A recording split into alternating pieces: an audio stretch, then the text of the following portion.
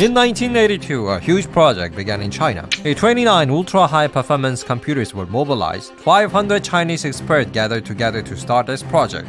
That project was the Chinese Census Project, and the result, China's population at the time was 1,008,175,288.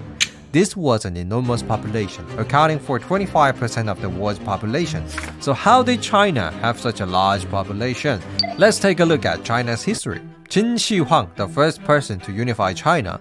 Before Qin Shi Huang, the number of people living in China ranged from 3 to 30 million. And from the time of King Jin until the end of the Ming Dynasty, the number of people living in China was around 50 million. During the Qing Dynasty, China's population increased to 430 million in 1850. The reason why China's population was able to grow explosively was because of the Qing Dynasty, Kangxi, Wongzheng, and Jianyong. The great emperors appeared one after another, opening an era of peace. After that, today's China in 1949. When the People's Republic of China was born, China's population was 541 million. Since then, China's population has steadily increased. In just about 40 years, the number reached 1,133 million in 1990. That's because of the death rate of the Chinese population has decreased.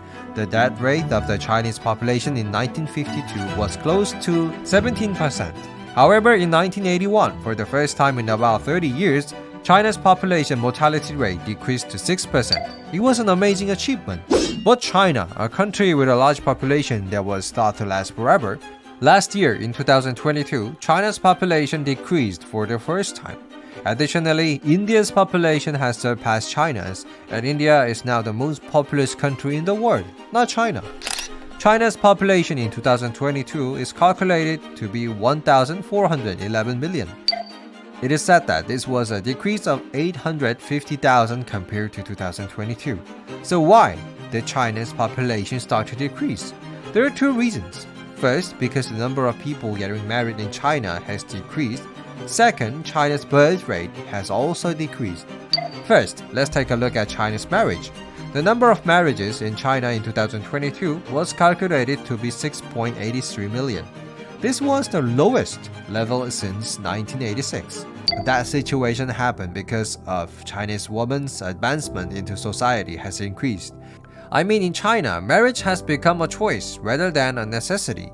In the past, in 1949, the illiteracy rate of Chinese women was close to 90%, but 4.1% in 2020.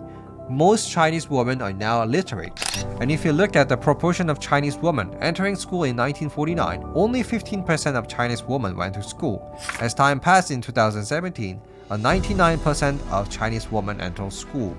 Additionally, the number of women receiving excellent education, that is, entering college, has increased significantly too. In 1949, only 20% of college admissions were women.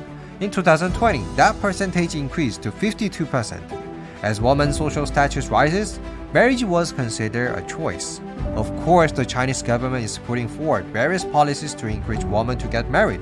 For example, in a small area of eastern Zhejiang province, a policy was introduced to provide compensation to brides who marry under the age of 25. However, the amount of this compensation is really small. It is 1,000 yuan or $140. It's a really small incentive to make people choose marriage. Next, let's take a look at the birth rate. China has the 10th lowest birth rate in the world. There were 1.3 people. This is completely different from India, which is competing for population. And in 2000, the number of babies born in China was 17 million. In 2021, the number of people decreased 10 million. The reason why the number of births in China is decreasing so much is because the number of Chinese women who feel burdened by the rising cost of raising children and because of their job. A woman living in China said that if she gives birth to a child in China, it will cost an additional $2,300 per month. However, the average monthly income of women living in this area was only $856. Also, the burden of career cannot be left out.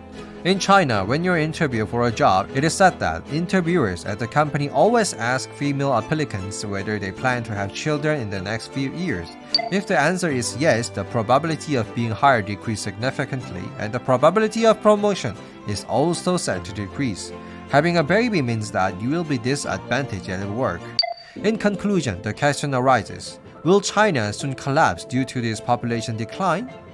Of course, population decline will cause a labor shortage in China. Naturally, they will face the result of losing manufacturing market share to other developing countries. However, Professor Paul Choi of Singapore says this, China will not collapse immediately.